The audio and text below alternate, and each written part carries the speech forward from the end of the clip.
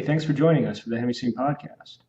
I'm pleased to be speaking today to Tenzin Wangyal Rinpoche. Lama Tenzin is a Tibetan master in the Bön tradition, a Dzogchen teacher. He's the founder of the Ligmincha school and is also the author of several books, including Wonders of the Natural Mind and the Tibetan Yogas of Dream and Sleep. This is his third Hemi-Sync album with us, following up on Healing Through Awareness and Sacred Space. We are pleased to be joined by Lama Tenzin today. Please welcome him. Lama Tenzin, thanks for joining us. For people that are not familiar with you, you are a Dzogchen teacher in the Bön tradition. And I did not realize this until reading your books, but the Bön tradition, even though it comes from Tibet, it is not Buddhist, meaning it did not derive from Shakyamuni Buddha, who was the Indian prince Siddhartha Gautama. It is actually much more ancient. Yes, absolutely. And I'm always intrigued by things that are ancient. And so I guess you trace your lineage back to Central Asia some 17,000 years ago, which is an incredibly long period of time, predating the last ice age even. And so I'm wondering if you can just kind of start by telling us a bit about your lineage, your teaching, and how it has been passed down over these centuries, maybe just kind of hearing this from your masters. Yeah, so generally speaking, that, when something is so old, it's really difficult to say precisely what really happened, what is really truly what happened or not. But when something is very old, there's always oral traditions, oral histories. And so according to these teachings, it says it's over 17,000 years old. And the founder was called Lord Tombashirap Nuwoche, and from Persia, Central Asia, and coming to many different countries. In the end, it ended up in Tibet. So the Tibetan civilization, Tibetan cultural heritage, all comes from this source. But Buddhism was, from Shakyamuni, Buddhism was introduced in Tibet late 7th century, 8th century. So then afterward, the Bön tradition, the indigenous tradition, Bön tradition, and then the Buddhism from India kind of merged and more integrated together. So it's kind of impacted both ways. Gotcha. And so I guess in the 8th century, there was some overlap with the great Dzogchen master Padmasambhava, who is associated with the Nyingma tradition, if I'm pronouncing that correctly. Yes, so, absolutely. You did correct.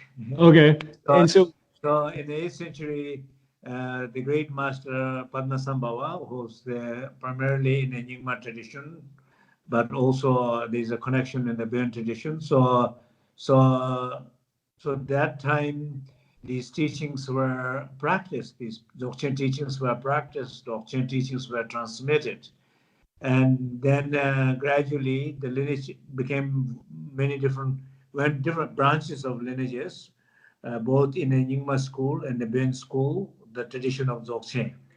Mm-hmm. Interesting. And then can you tell us a bit about your early life, your parents, and kind of how you came into this teaching? Yeah, so I, first of all, I was born into the family, so it was not that difficult to go around and look for one. Mm-hmm.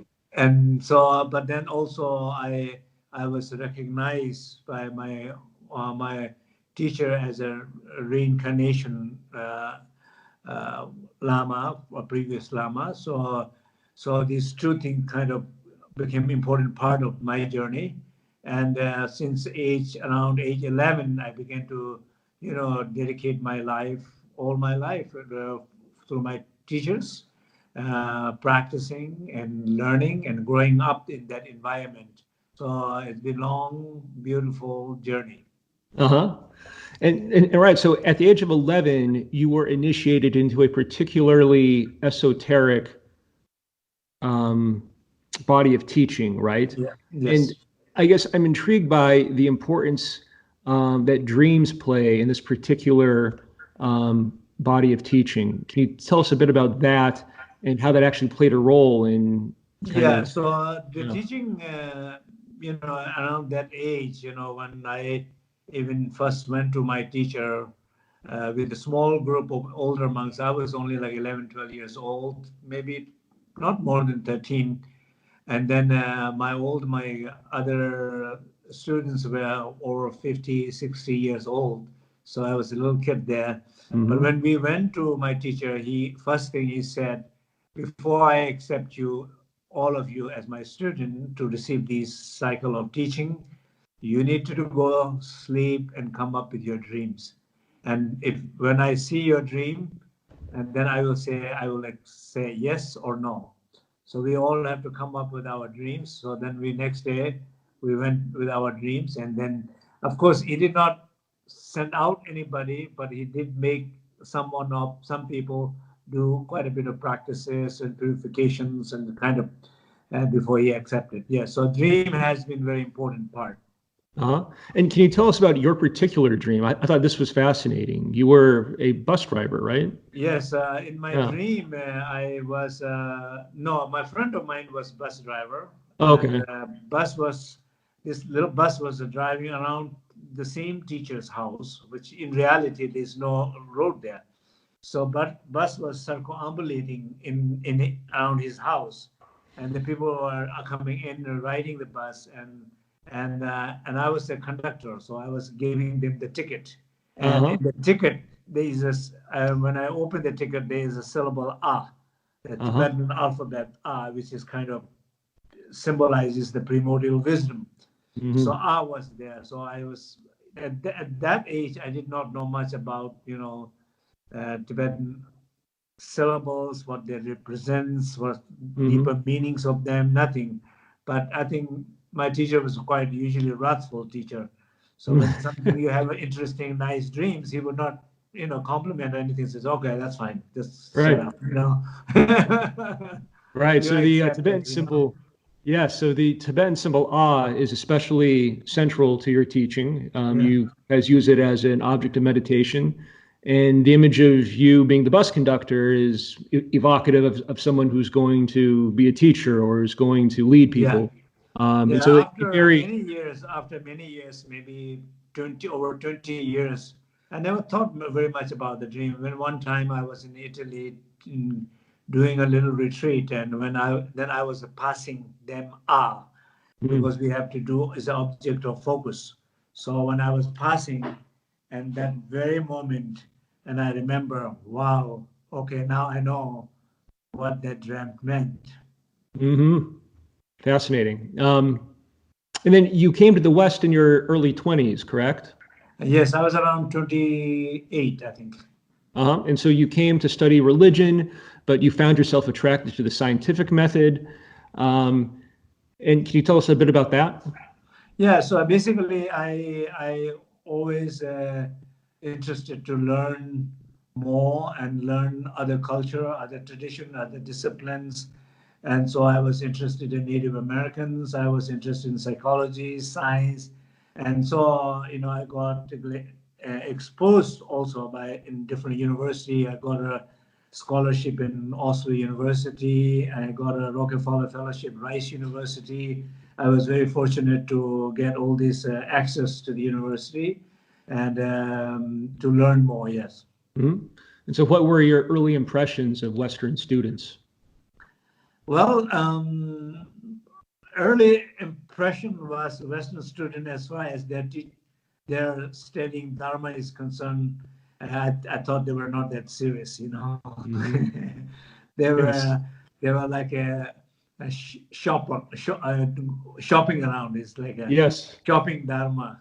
Yes. Uh, Spiritual so tourists. spiritual tourism, tourists, Yes. also when words like a sampler, can you Yes. come in and give us a talk? Sampler talk was the most strange thing I have ever heard.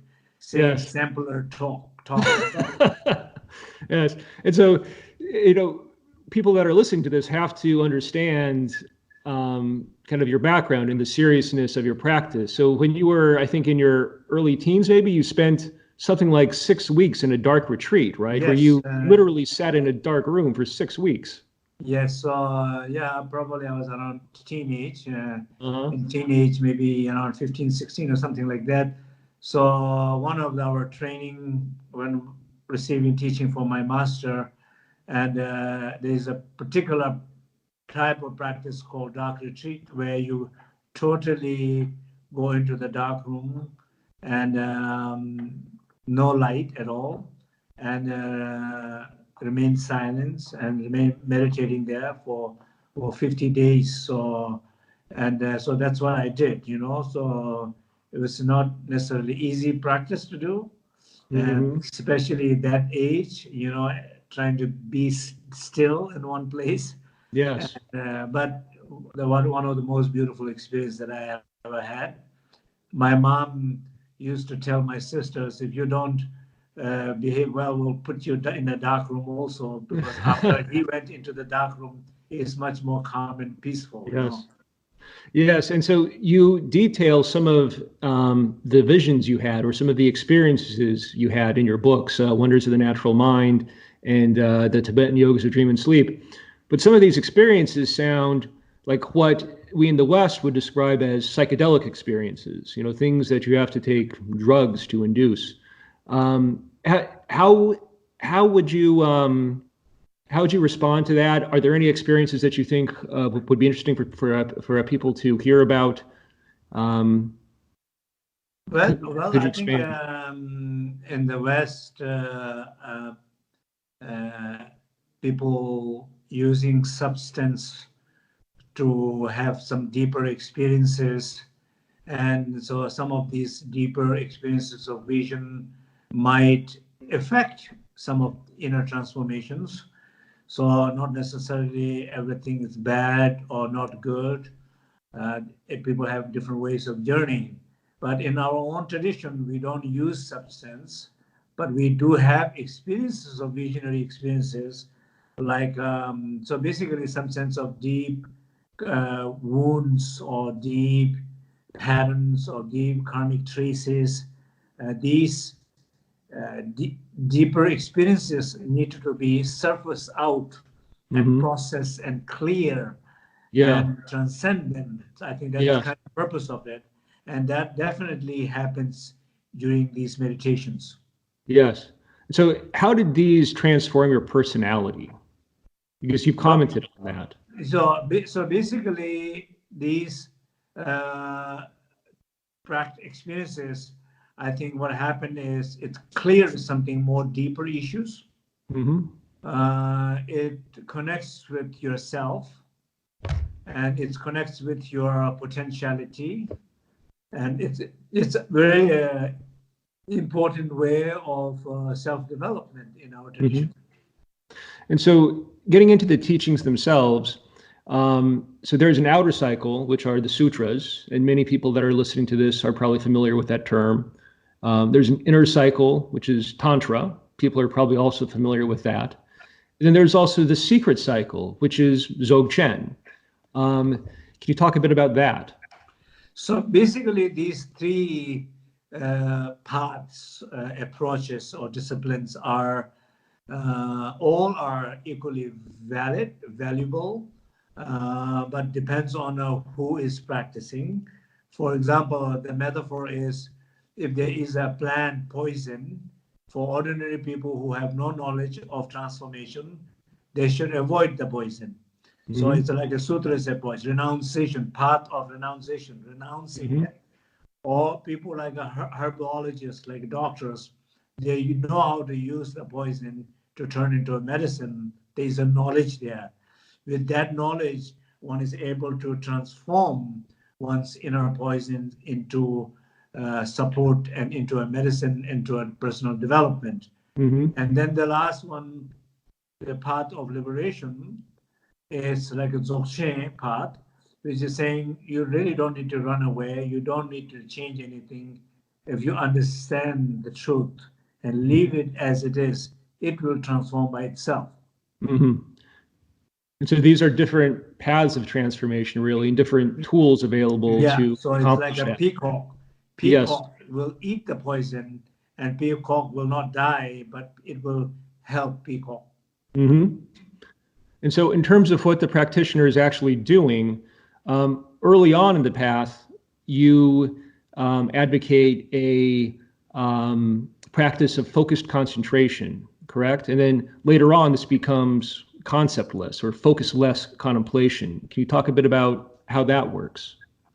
Yeah, so basically it's like anything, like when you're learning and driving, first you cannot, you get really agitated, nervous, and you cannot do multiple tasks. You don't want to talk, you don't want to play music, you don't want to even change the gears, you want to focus. So then gradually you master in it, and then you begin to integrate, drink coffee, look at the map, talk, listen to music, do a makeup, Text, yeah. and live a whole life in your car. Yeah. The full integration of driving.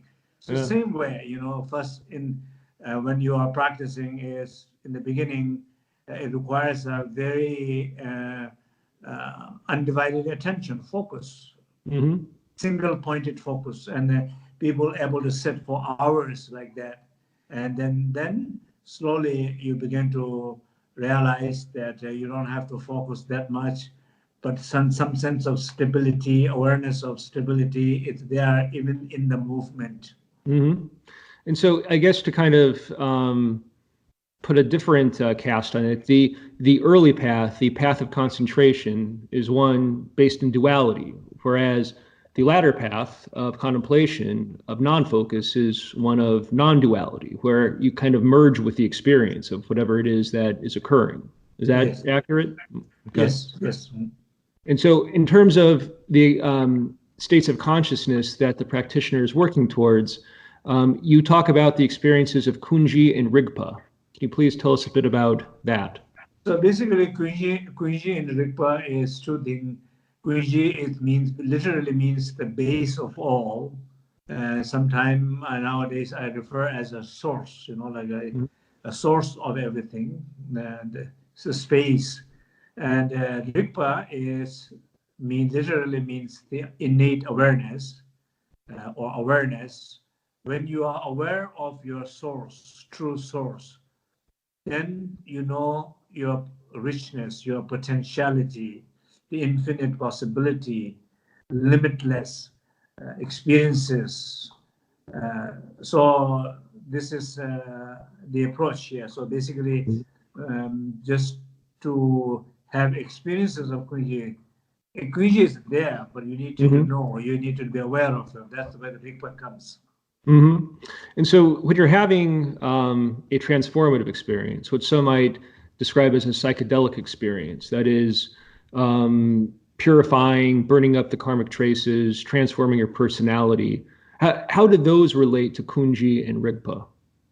Yeah, again, same way in the Kunji and Rigpa is the best way to transform them is to being open, allowing these experiences to arise and not interfering the process of their arising and not grasping on to them so that they can liberate by themselves. So every experiences have their own power to come in the universe, in your consciousness, manifest there and liberate, transcend by itself without anybody's help. If you are open and aware. But most of the time, these experiences are grasped, pulled on, and manipulated.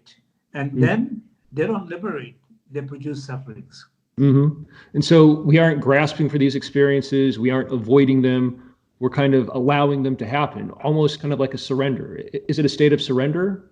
Yes, in some sense of, with your experiences, it's more like surrendering and trusting rather than manipulating, interfering, yes. Understood. And so what we're talking about here is really direct experience, which is the essence of Dzogchen, correct? Yes. And so, one of the things that we can get into when we have this type of experience is, this is emptiness. And as soon as the mind does that, it's not really the thing itself, is it? It's something else. The moment you conceptualize, the moment you label, then you lost the truth. Yes. And so it sort of needs, the experience needs to remain non-conceptual. Yeah, experience need to remain non-conceptual, or if the conceptual mind is there, it should not impact the experiences. It need to do, outer experience should arise and let them go, or inner conceptual mind can arise and let go, but not grasp each other or interfere with each other. Right. And so you're talking about how the conceptual mind kind of naturally pushes us into tension. And what we're really talking about is a relaxed state, which you refer to as the natural state. Yeah, so the most important thing is that many times all our suffering, our pains, our conflict, they come out of exhaustion. They come out of effort. The exhaustion and effort is the two main things what is causing sufferings in today's world. And this exhaustion and effort is caused by pain identity, that everybody trying to be someone.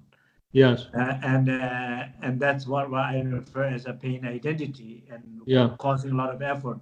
So in order to overcome or transcend the suffering and confusion is to rest deep. And resting is the way of liberating these exhaustion, and conflict and pain. Right. And so when we use Hemi-Sync, we have various states of consciousness. One of them that is kind of like the base state is a mind awake, body asleep state. Does that resonate with you? Does that sound familiar? Or yeah, so I think in some sense of with the Hemi-Sync, it's kind of supports to bring similar state of resting. And when one is able to rest deep, and definitely there is a lot of process are happening within oneself. And so, one of the things that I found helpful in working with people over the years is actually pointing out some of these states of consciousness, because the experiencer might not understand what it is that he or she is experiencing as they're having the experience. But if you point it out to them after the fact, then they say, oh, and it's a conceptual understanding that they're having, but that conceptual understanding can have some value, because the next time they go into that state, they're able to hold it more easily and recognize it, and perhaps allow it from a non-conceptual frame of mind. Yeah. So when in the beginning, when most of the ways of our perception, our understanding, our learning depend on a conceptual mind. So conceptual learning has place, it helps, but as long as one know how to use it well, not get caught up in it totally. Thank you for that. And then I'm curious, while I've got you live and online, I wanted to get your impressions of, and how you kind of reconcile the various teachings that are out there. So let's say we have the traditional Buddhist view, which is that emptiness is the absolute, more or less. And then, say, in Dzogchen, you're talking more about a non-dual presence as kind of the absolute. How do you sort of marry those two things, or reconcile those two things? Are they different? I don't think we need to marry them or reconcile. I think they don't have any conflict between two.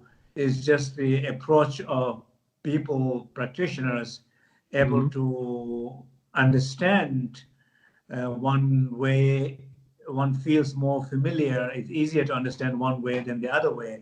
So I don't think one should really limit oneself, which way might be easier for me to understand. I think truth is same. And so, and the truth is same, and ultimately understanding the truth is also same, but approach of understanding the truth might be different. And then what do you think about kind of the Western notion of, the contents of my consciousness, my personal history? That's important. Yes, that is important for the pain identity. For pain identity, how important you make of pain identity. In the West, pain identity, individual is very important, very individualistic sense. And pain identity, everybody, I, me, mine, and that perception of self, even though it never throughout the history, it never stayed the same, but nevertheless, we always think each era, we think self is very important. We don't know what that means. Self-liberation is important. Pursuit of happiness of self is very important. The self is very important all the way, but we don't know who that self is. It seems changing all the time and getting more confusion about what that self is. So I think in some sense it's important, but at the same time, if somebody is able to break through it, it's not important. Right.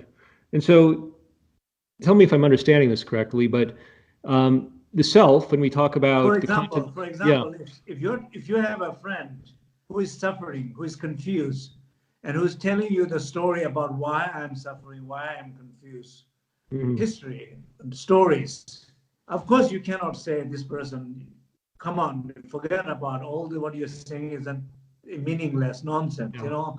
You cannot say that, because that's what this person is experiencing here. It's a true experience, it's true feeling. Saying something, ignoring it will not be nice friend. No. But at the same time, you also can feel, oh my God, this person is really making up so much stuff. Yeah. Absolutely not necessary to make up. And how often we feel that way with some friends? Yeah. A lot. But at the same time, it happened to us. We will tell a story to somebody else, our important story. Somebody else will be feeling the same. Imagine you tell your story to the Buddha. Buddha is thinking, oh my God, this guy is crazy. Yes. So the truth is, it is crazy. But crazy does not mean it's not meaningless, it's not value. Yes. Craziness has to be realized. And the moment you realize there's no story, there's no story. You have created all the stories. Yes. So in your particular example, the friend is focused on a particular point of pain and more or less taking that to comprise his entire self. His existence, his consciousness is suffused with pain. That's all he thinks he is. Sure. And so this is kind of the self with a small letter S, right? Yeah, yes. As opposed to the self with a capital letter S. Absolutely. The self that is connected to Kunji, or that is able to experience Rigpa. Yes. And so we touched upon this earlier about how the Western world treats practice. It's a bit more casual than you might treat practice in, say, Tibet. But what is the importance of practice?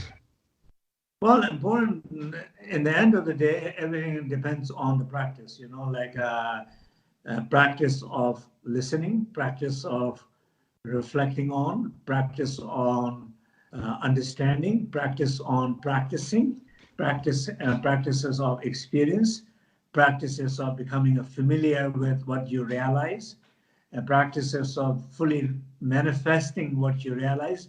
So there are so many different layers and levels of practices. And if one does not commit to these, nothing is going to happen. So practice is, in the end, it's important. No matter how much you know, if there is no practice, nothing is going to change. And perhaps the central benefit from practice is it can give us a sense of meaning. Without that, you know, what are we going to do? We're going to go chase the next sweet thing, the next pleasure. Any thought on that? Yeah, and the meaning, the purposes from the point of view of the teaching is liberation. It's not the next pleasure, the one who freeing from the one who needs the next pleasure. And so you really emphasize the importance of integrating practice into daily life, which I appreciate. So the Bön tradition is really kind of a psycho-spiritual practice. Can you expand on that a little bit? Yes, and again, if we talk about importance of the practice, but when we think about practice, when people think, okay, I practice half an hour in the morning, half an hour in the evening, or I practice 1 hour or 2 hour, all the formal practice, it's not enough. The most important part of the practice is informal practice, living practice, moment to moment. When you're angry, you practice anger, transcending anger into love. When you are depressed, you practice depression. Yes. When you are lost, you practice losing yourself is the door to finding yourself. So Yes. every negative experiences becomes your practice to the door of your development. Yes. And kind of expanding on that, so we spend a third of our life sleeping, right? Yes. And so if this can be time that is used for practice, that could be tremendously beneficial. And that is kind of what this new exercise that we're doing with you is about. Can you talk to us a bit about kind of the background for this exercise and your hopes for it? Yeah, so, generally lately, I've been feeling like our modern lifestyle, we lead people with so much time on the screen. Yeah. And people, a lot of lights, street lights, and battery charging lights, fridge light, TV lights, so much light, outer electric lights, and interfering with the natural flow or resting of our body system, and connection to the dark night, and connection to the deep sleep.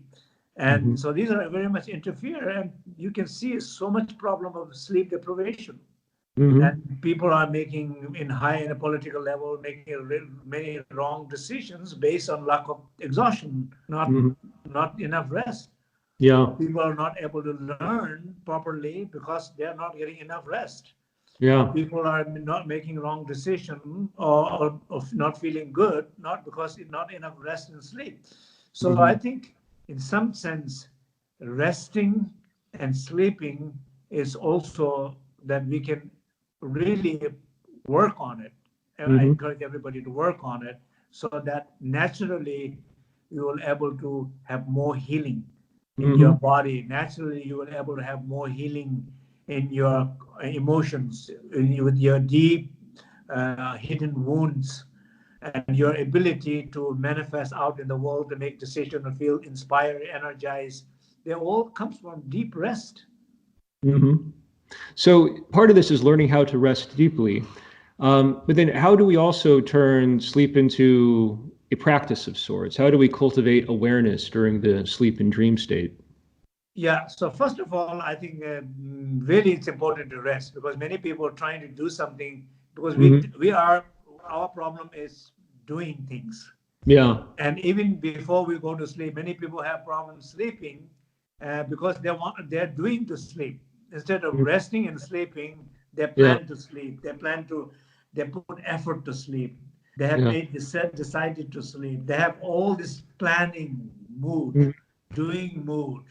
And that's why they're not sleeping in the first place. That's why they're not resting in the first place. They have to forget about everything. Yeah. They have to forget about themselves. Yes. So the meditation is helping to, in a sense, forgetting your pain identity, and loosening up your effort, and redirecting your focus instead of focusing on things you haven't done that day unconsciously, focusing on this beautiful space of night or sleep, sacred sleep. So going deeply into that space, resting deeply. Absolutely.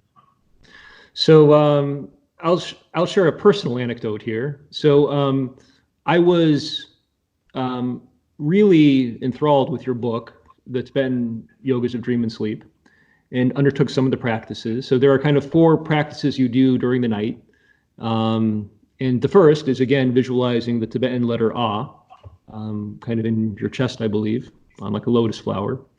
And so what I found in doing these practices, similar to other lucid dreaming practices I've done in the past, is that it creates a very light sleep state as opposed to a deep sleep state. And I found that over time, I missed sleeping deeply. I like the experience of falling asleep and experiencing the annihilation of sleep, which doesn't seem to marry well with a practice of lucid dreaming or dream yoga. Do you have any thoughts on that, or am I doing something wrong? No, I think for people generally, well, I mean, for example, idea will be definition of rest. Let's think about an awakened state. You can say, well, for me, resting is to go to the beach and lie down. Yeah. And so there are people who only know how to rest is go to the beach and lie down. Or there are also people who can rest painting from their heart, singing from their soul, or learning to express. They can rest through the expressions deep enough, because rest means touching to the core. And these expressions are coming from the core. But as you said, denial means also, that's another way, is you have, since you have not connected to the core, but at least you forgot your pain identity, that's you are calling a rest. So I think in some sense, and I'm not saying that from the Dzogchen point of view, it's bad. I'm saying it's not good enough. But it's good enough for people who need that. But that's because that's only access they have. But there are deeper access to the core. So if I'm understanding correctly, you're saying it's possible to rest deeply in a light sleep state by accessing the core. Yeah, absolutely. The state of Kunji. So what I'm saying here is being aware or have lucid dream or activity of lucid dream will not interfere, does not have to interfere your deep state of rest. It's deep state of rest. Very interesting. Well, Lama Tenzin, thank you so much for taking the time. Thanks for producing Sacred Sleep with us. Thank you. Thank you so much. Thank you.